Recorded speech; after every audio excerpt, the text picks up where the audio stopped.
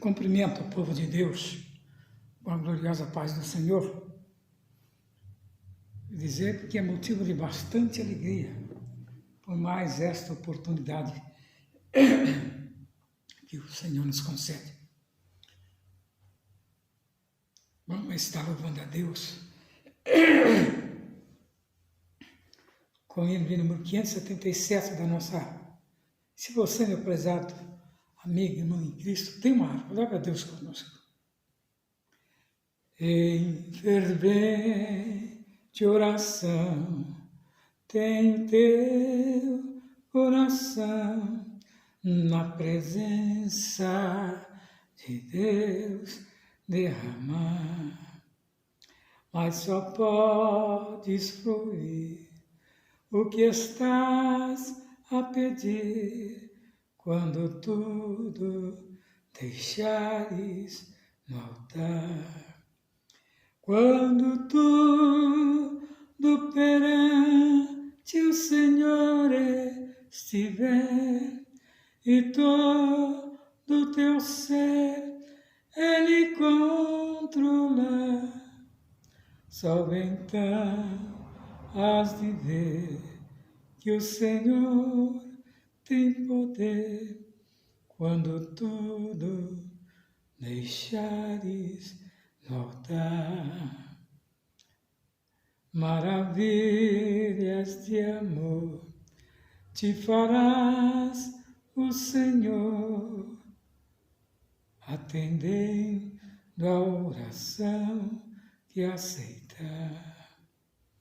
Seu imenso poder te virá socorrer quando tudo deixares no altar.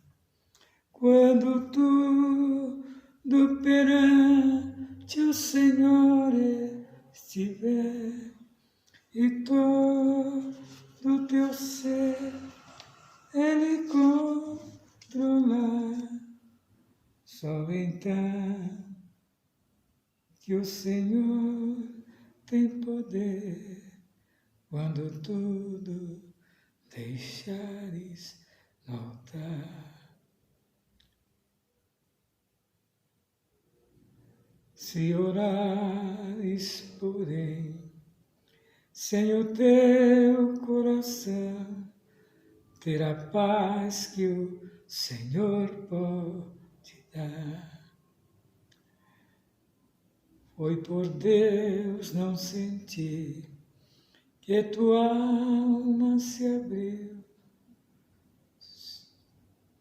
tudo deixando no altar. Quando tudo perante o Senhor estiver e todo teu ser Ele controlar,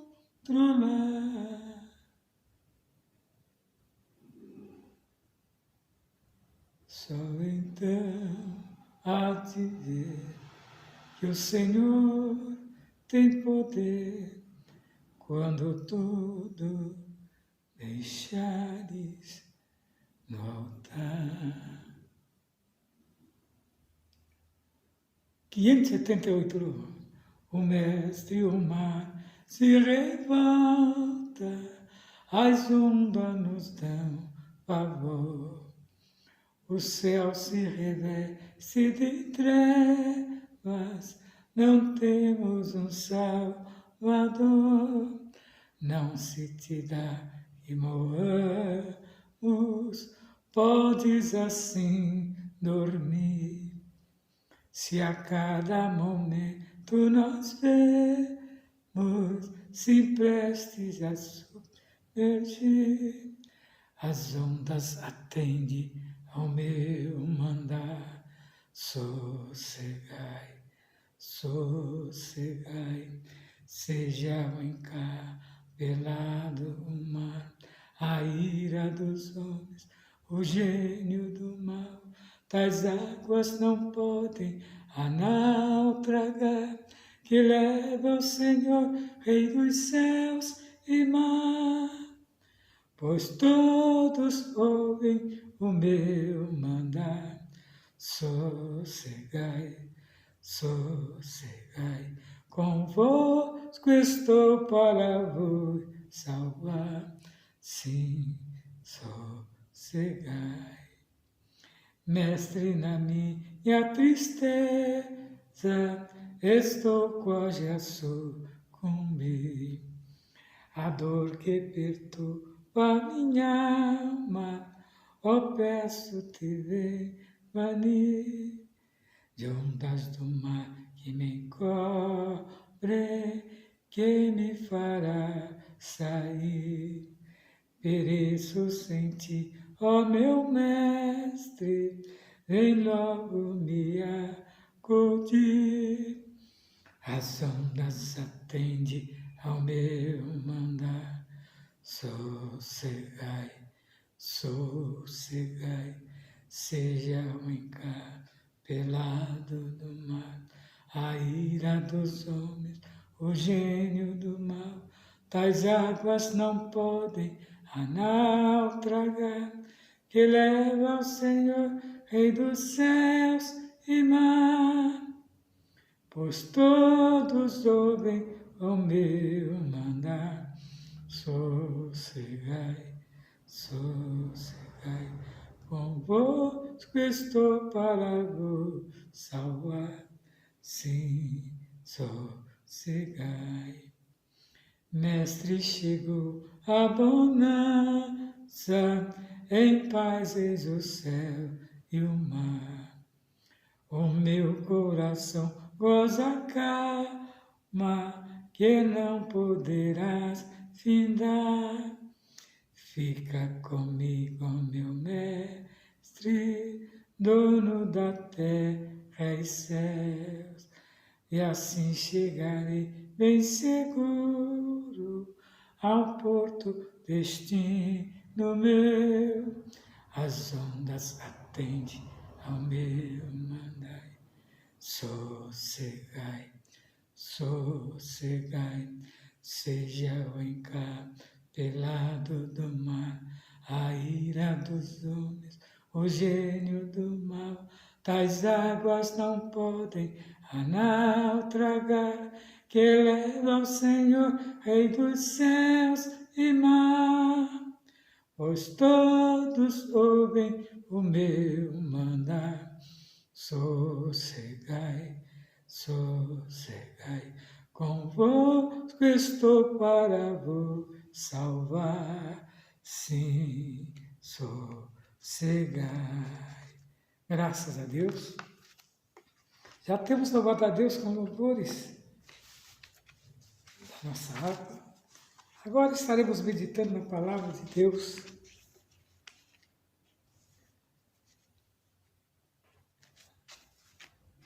Que fala sobre Ezequiel, o atalaia de Deus. Porque se anuncio o Evangelho, não tenho de que gloriar, pois me é imposta a suplicação. Ai de mim, se não anunciar o Evangelho. Vemos aqui Paulo falando, lá em 1 Coríntios 9:16. Atalaia aqui é o que anuncia o Evangelho. Além de guardar e cuidar a missão do atalaia, é anunciar tanto o julgamento divino como as boas novas. Quem são atalaias? Atalaias são vigias colocados sobre muros e torres de cidade. Vemos que os atalaias deviam se reportar ao rei sobre qualquer suspeita de perigo. Isaías escreve também sobre os atalaias, 52, 7-8. Os atalaias são proibidos. Os atalaias são profetas que anunciam as boas novas. Então nós vemos Jeremias 16:17, fala que os atalaias anunciam a advertência do juízo. Todos os pregadores da palavra de Deus são atalaias do Senhor.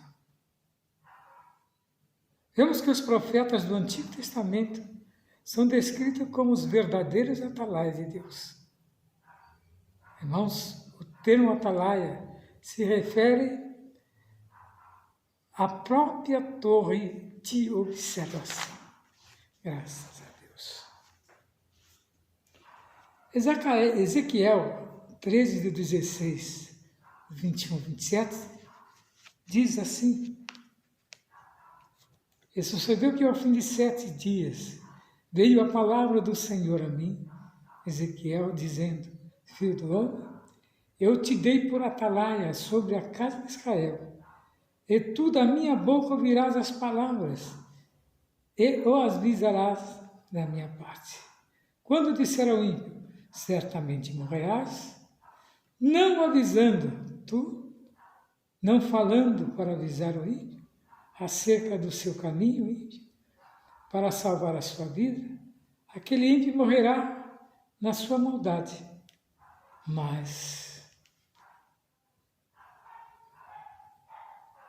o seu sangue da tua mão requererei.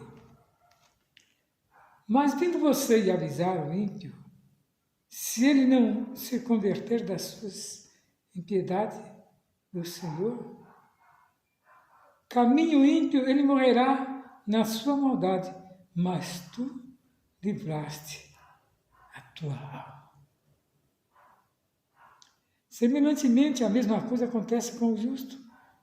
Se desviar da sua justiça e fizer maldade, e eu puser diante dele um tropeço, ele morrerá, porque não avisando tu, do seu pecado morrerá, e a sua justiça que praticara não virão em memória, mas o seu sangue da tua mão requererei.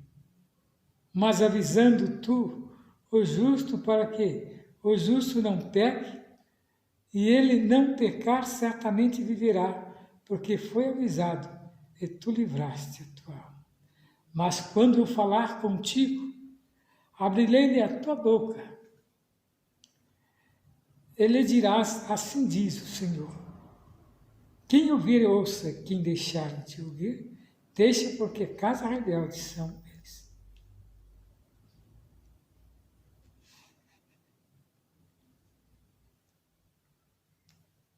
Então, irmãos, o livro de Ezequiel antecipa a tradição apocalíptica da Escritura e pode ser dividido em 3 partes principais. A primeira parte do livro vai do versículo 1 ao 24, e a segunda do 25 ao 32, e a terceira do 33 ao 48. Veja que é um livro de instrução. Nós vemos que a primeira parte do livro de Ezequiel, que é essa profecia, foram entregues ao profeta antes da destruição da cidade de Jerusalém, do templo, e ocupa os primeiros 24 capítulos do livro. Então, nessa parte está a visão inaugural do ministério profético de Ezequiel. Então, em Ezequiel do 1 ao 3. Quando recebeu a visão da glória de Deus, Ezequiel 1, 26 ao 28, o discurso dessa primeira parte do livro são predominantemente ameaças e juízos. Ezequiel 7, de 2 ao 4. Contra a prostituição e a idolatria do povo, a mensagem traz também uma série de advertências aos falsos profetas e aos reis de Judá e aos sacerdotes, ao cuidado que Deus tem para com o povo ao qual ele separou. E Ezequiel foi chamado para levar essa mensagem de salvação àquele povo rebelde. E o profeta estava sempre pronto a entregar aquilo que Deus mandava. Vemos aqui a segunda parte, que é depois do pronunciamento do juízo contra Judá e Israel. Os oráculos divinos são direcionados contra as nações vizinhas: Amon, Moab, Edom, Filistia, Tiro, Sidom e Egito. Isso revela que Deus não é somente o Deus de Israel, mas também de todas as nações, soberano em todo o universo. Então você veja que Deus é de todos, todo ser vivente. Deus está pronto a salvar e perdoar. Então nós vemos que a terceira parte começa com notícia da queda de Jerusalém, está lá em Ezequiel 33. Os oráculos dos capítulos 33 e 39 falaram do retorno dos judeus de todas as partes do mundo, à terra de seus antepassados, inclusive. A visão do Vale de Ossos Secos são profecias sobre a restauração nacional que se cumpre em Israel na atualidade e sobre a regeneração espiritual de toda a casa de Israel. As profecias dos capítulos 38 e 39 falam da invasão, a derrota de Gog e seu bando à Terra Santa. O livro de Ezequiel termina com a visão do novo templo e da redenção para Israel e toda a humanidade como resposta à primeira visão. Então Deus, de toda a maneira, avisava o povo do que estava por vir. E através de quem? Dos profetas, ao qual denominava Atalaia de Deus. Sobre o profeta Ezequiel, tem-se poucas informações sobre a sua vida pessoal. Estão nos relatos entrelaçados, né? Nas profecias registradas no livro. Ele não é mencionado nos outros livros do Antigo Testamento. A identidade de seu nome hebraico é Israel, que é fortalecido por Deus. Ele não aparece nos relatos de reis e das crônicas. O pouco que se sabe a respeito dele é o que lemos no livro que leva o seu nome. São alguns detalhes da sua vida pessoal. E esses fatos parecem para ilustrar a situação exílica de seus compatriotas na Babilônia. Se os irmãos quiserem conferir, vai lá em Ezequiel 12, do 4 ao 7. Pois ele viveu entre os exilados da Babilônia, né? Iniciou seu ministério ali no cativeiro, quando completou 30 anos de idade. No 30º ano, Ezequiel, não se sabe a data exata do fim do seu ministério, mas com base nos dados cronológicos apresentados no livro, sabemos que o seu ofício durou cerca de 22 anos.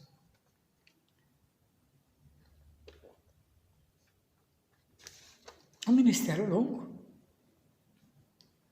22 anos durou o seu ministério.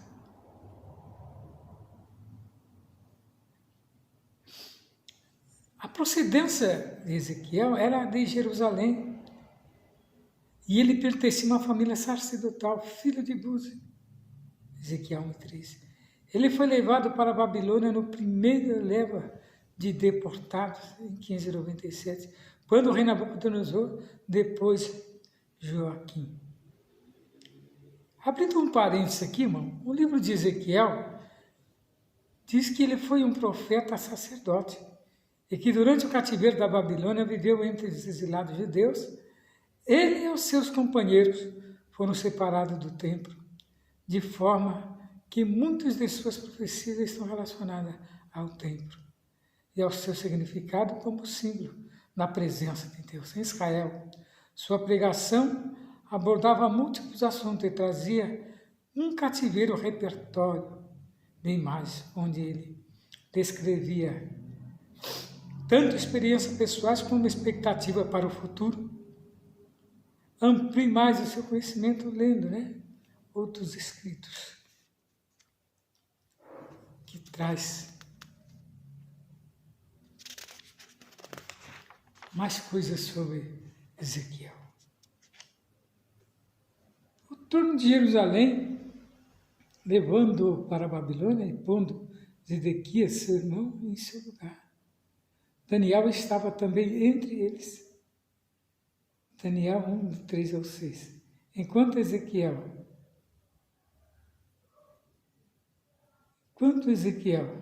vivia entre os exilados, e exercia o seu ministério profético entre o povo, Daniel servia na corte de Nabucodonosor, e Jeremias profetizava em Judá para o povo de Jerusalém.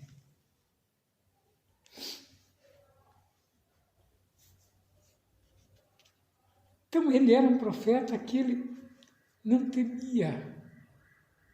Temia Deus, mas não temia o homem. Ele, Daniel, levavam, a palavra do Deus Altíssimo para aquele povo que necessitava. Que duro você estar exilado, preso em terras estranhas, ainda mais como escravo, cativo. Então, o atalaia, ele é uma palavra feminina de origem árabe. Lugar alto. A função do atalaia é descrita em 2 Samuel 8, 24, 27, Reis do 9, 17 ao 20. A melhor ilustrada pela parábola de um militar posto como sentinela. E essas atividades são empregadas no Antigo Testamento aos profetas de maneira metafórica, por causa da responsabilidade da sentinela militar e do profeta de avisar sobre o perigo. A ordenança de Deus sobre o atalaia era tremenda. Ai, se o atalaia não avisasse que o inimigo estava vindo, os mortos seriam colocados sobre ele pelo próprio Deus, quando ele se dirigia ao profeta.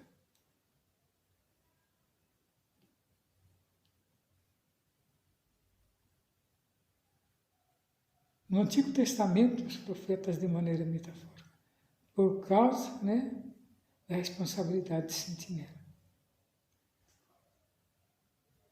Ao fim dos 7 dias, o profeta se refere à primeira visão com a qual inaugura o seu ministério profético, que ocupa o capítulo A Visão da Glória de Deus. Há uma mudança brusca do gênero literário apocalipse nesta visão da carruagem para o estilo típico dos profetas. Veio a palavra do Senhor ao introduzir o seu chamado para ser atalaia. E o fim dos 7 dias deve ser o tempo que ele esperou para recuperar suas forças depois do impacto da visão da glória de Deus. Então o profeta teve por 7 dias prostrado, por ter tido uma visão. Imagina a profundidade desta visão. Ele ficou prostrado por 7 dias. E Deus sempre usava para falar com ele, filho do homem. A expressão filho do homem, Deus não se dirige ao profeta pelo seu nome, mas como filho do homem.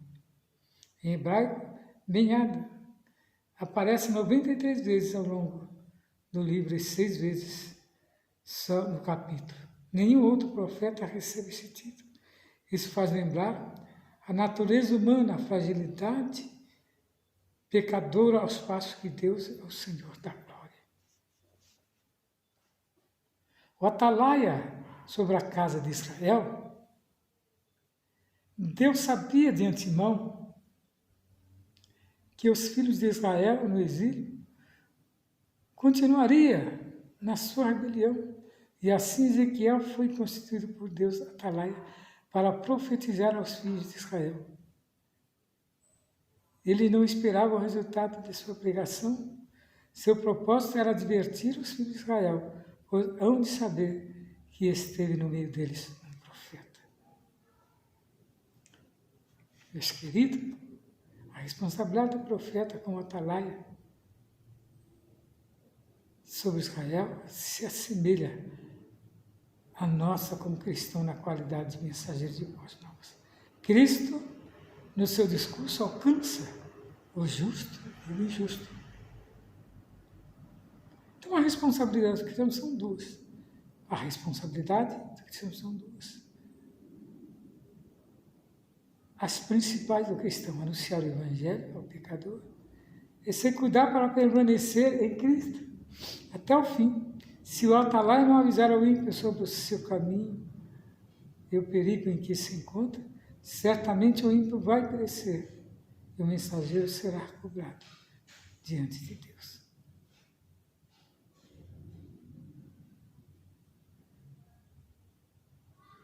Então escreveu o apóstolo Paulo: ai de mim se não anunciar o Evangelho. Está em 1 Coríntios 9,16. Também é dever do justo preservar até o fim, porque se ele ceder à sua justiça, não será levado em conta, conforme ensina o Novo Testamento. Então, meus queridos, a responsabilidade do ímpio, quando anunciamos o Evangelho ao pecador e ele rejeita a salvação em Cristo, tal rejeição vai testificar contra ele mesmo. Deus disse a Ezequiel: quem ouvir, ouça, e quem deixar de ouvir, deixe. A expressão usada pelo Senhor Jesus: quem tem ouvido, ouça. Para ouvir, ouça.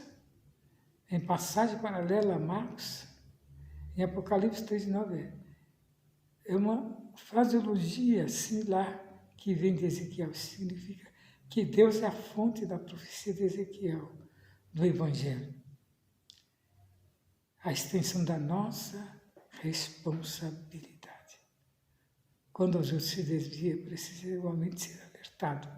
Esse mesmo princípio na fé cristã. Então, observa que quando nós levamos a palavra, pregamos o Evangelho de Cristo, o pecador, o ouvinte, tem que dar crédito. Se ele não der, simplesmente já está condenado, pois não deu crédito à palavra de Deus.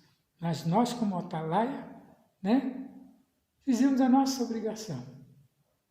O nosso compromisso diante de Deus é pregar o Evangelho e não converter as pessoas, pois quem as converte é o Espírito Santo. O Senhor mandou nos pregar a palavra, como Deus falou ao profeta: quer ouça, quer deixe de ouvir. Continua anunciando a mensagem. É o que devemos fazer com oração, guiado pelo Espírito Santo. Amém? Estaremos louvando a Deus com mais um louvor. Você, meu prezado, se você tem uma harpa, louva a Deus conosco. É o 214 da nossa vida. Nosso Redentor foi preparar um lugar de repouso e esplendor. Brevemente chamará para casa descansar nós os salvos do mundo enganador. Desejamos ir lá, desejamos ir lá. Que alegria será quando nós nos encontrarmos lá. Nesta terra tesouro não há que nos possam aqui segurar. Desejamos ir ao céu onde Cristo já está, ao Cordeiro, lugar onde iremos descansar. Desejamos ir lá, desejamos ir lá.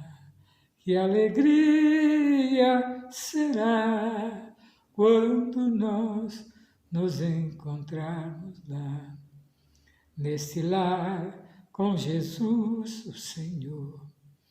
Nós havemos de sempre reinar. Vamos nós ali cantar novos hinos de louvor ao Cordeiro que veio nos salvar. Desejamos ir lá, desejamos ir lá. que alegria será quando nós nos encontrarmos lá. Então, meu prezado irmão Atalaia, você que tem pregado a palavra de Deus, descansa no Senhor, pois você está fazendo o que Ele tem pedido. E serás bem-vindo naquele dia. Será bem-vindo à ceia do Senhor. Será bem-vindo aos salvos do Senhor, ao encontro nas nuvens, porque você foi um bem-aventurado, pois foi um atalaia perfeito que levou a palavra. E que o Senhor Jesus venha abençoar grandemente a sua vida nesta noite. Você, ouvinte da palavra de Deus, continue neste propósito, sabendo que Deus tem a resposta para o seu coração e que venha falar grandemente na sua vida. Graças a Deus que nos deu esta vitória e é motivo de nós alegrarmos. Que o Senhor venha abençoar grandemente a sua vida, falando mais e mais no seu coração. Fique na paz do Senhor Jesus.